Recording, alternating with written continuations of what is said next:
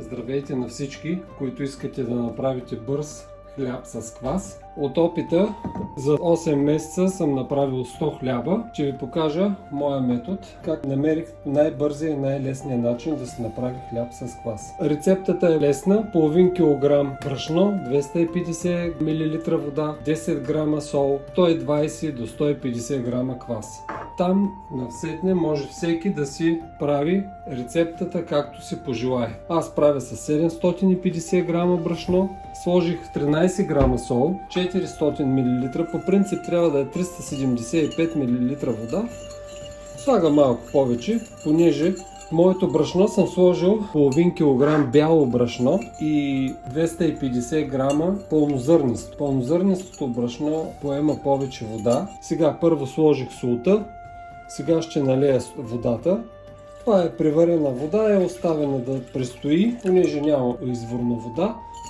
Разбърквам с лъжицата, за да може да се разтвори солта. Някои слагат солта по-късно, когато започнат да превиват тестото. Аз го слагам сега. След като сложихме, ето кваса, колко е хубав, се надигнал в най-бурната си ферментация и никога не го тегля. Гледнете как вътре е станал на мехури целият квас. Важното според мен да е повече, да не е по-малко. Ето вижте как става вътре на конци самия квас. Хубав, силен. За мен този квас е много хубав, защото в момента е плуван във водата, не потъва. Ето това е моето бурканче. На лъжица, 2 лъжици си оставям от кваса. После ще го нахраня. За утре пак ще е готов. Така размивам хубаво кваса, да се поразмие с водата. Няма нищо сложно в направата на хляб с квас. Много опити направих, играх си тези над 100 хляба, но за мен това е най-бързата рецепта. Сега добавяме брашното. Ето пълнозърнистото е останало отгоре в купата и бялото брашно е вътре. Разбъркваме го, сипваме водичката с лъжицата. Предварително съм притеглял всичко. Може да използвате и пластмасова купа. Въпросът е сместа да се постои, да ви стигне съда за самата смес. Размесвате го да може да си поеме водата и да не си цапате толкова много ръцете. Може с дървена лъжица, силиконова лъжица, кой каквото има. Нашите баби на времето или назад във времето имали са една огрипка и дървено корито, в което са бъркали хляба. Не са се занимавали, някои хора си мислят, че по цял ден трябва да се занимаваш с този хляб. Те са имали големи семейства, трябва да замесят един път седмицата по 6-7 големи хляба, горе-долу по 1 кг всеки. Ето, сега отбира малко от лъжицата и са имали деца за гледане, животни, градини, дворови. И не са стояли да чакат само хляба, както някои хора си мислят.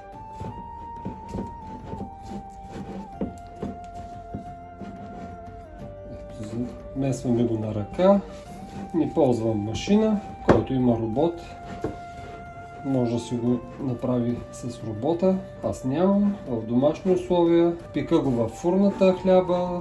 Ще ви покажа и утре след студената ферментация как го изпичаме хляба. Ще ви покажа целият процес. Месим така хубаво тестото, за да уеми всичкото брашно.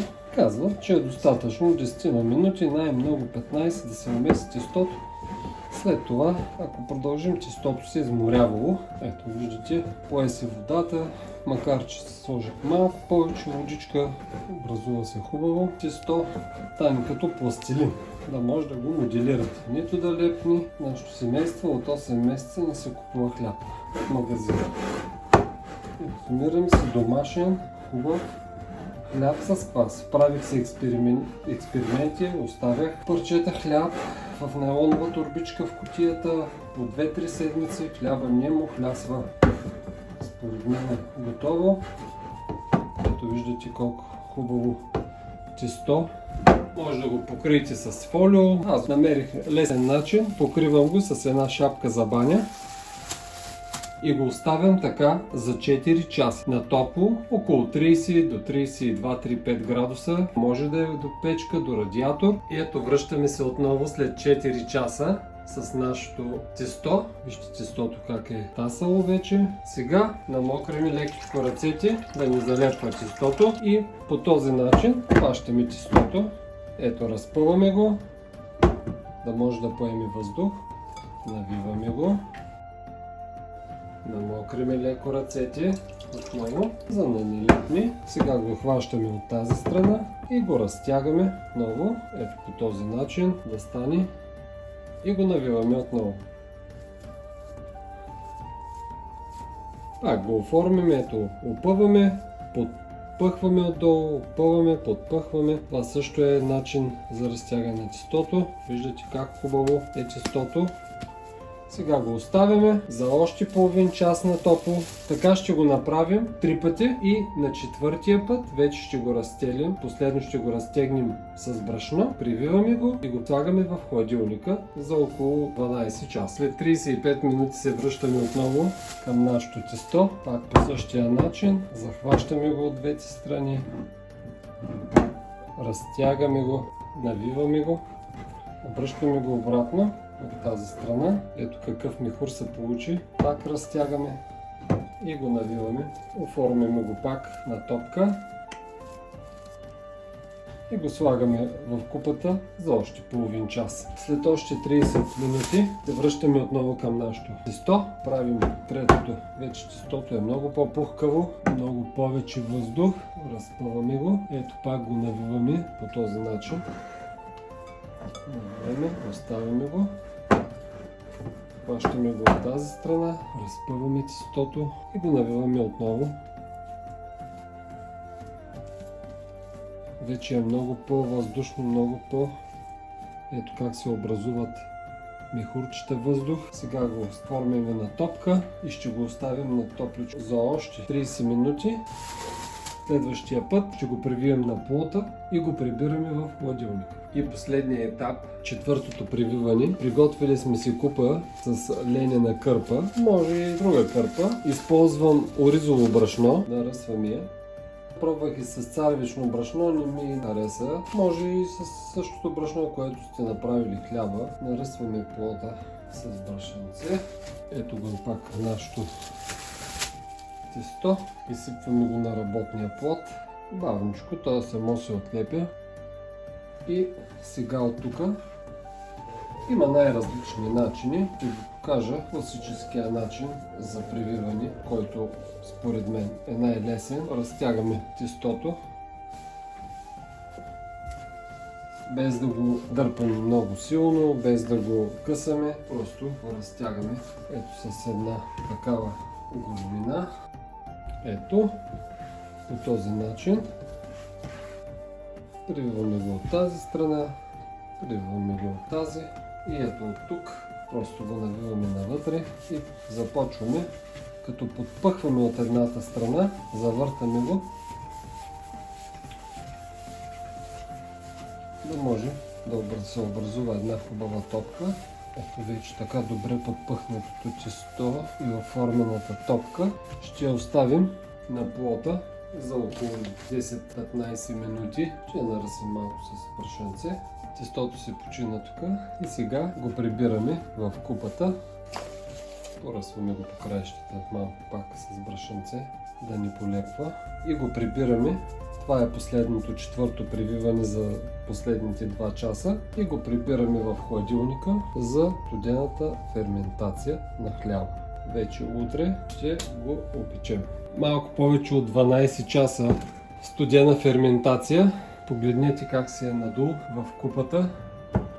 Аз пеках хляба във форма за печене на кори, на обикновена форма. Нямам специална тенджера. Слагам във фурната една табичка, в която наливам топла вода, за да може да се изпарява водата. Хляба да има пара във фурната, за да хляба да ни дърпа толкова бързо. Формата беше във фурната. Ето вижте хляба, колко е хубав. Ето така да се намести. И сега правим разреза с браснарското ножче. Правим един по-дълбок разрез, около сантиметър и половина, 2 в единия край. И тук вече по желание може да си направите някакъв ваш знак и слагаме хляба в фурната, предварително загрята на максимални градуси. Съм я сложил на газовата фурна. Ето го, хлябчето вътре, тавичката с водата.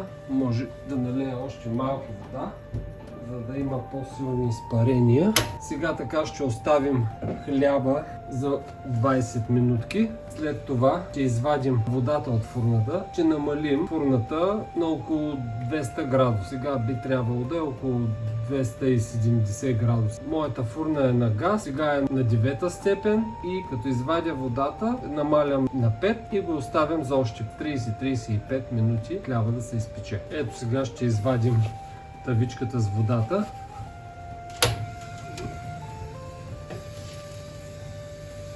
Виждате как се дига пара. Сега ще намалим и фурната на 5.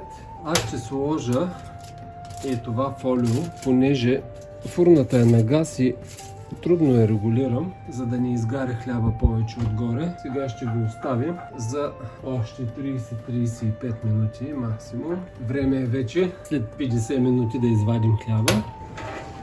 И ето го нашият хляб. Сега ще го извадим. Ето как се е опекал. Хубав, с хрупкава кора. Да видим отдолу как е. Сега ще го оставим малко да си постои. Видяхте, че не отнема много време хляба, който направихме с квас. Нужно е 10-15 минути при замесването. След 4 часа, през половин час, около 2 часа ви трябват. Между другото, ви може да се вършите друга работа, просто да се връщате към хляба за една минута-две, просто да го превиете, пак да го сложите на топлото място и след студената ферментация изпичате хляба. Всяка фурна е различна, трябва да опитате и да видите как пече вашата фурна, по-нагоре, по-надолу, как ще го изпече отдолу електрически. Според мен електрическите фурни са по-добри, понеже риотана е отдолу. Нашата фурна е на газ и пече малко по-силно от едната страна, но и така се получава. Да видим как се е получил във вътрешността. Ще отдръжим един хубав краешник. Няма толкова големи дупки, още вдига пара, понеже има пълнозърнесто брашно. Когато правим хляба с бяло брашно, тогава става с много по-големи дупки, но на нас така ни харесва и правим с смесено брашно. Благодаря ви за гледането, надявам се да ви е било полезно видеото. Ако имате въпроси, пишете в коментарите, ще съм много радостен да ви отговоря на всеки един от вас. Приятно ядене!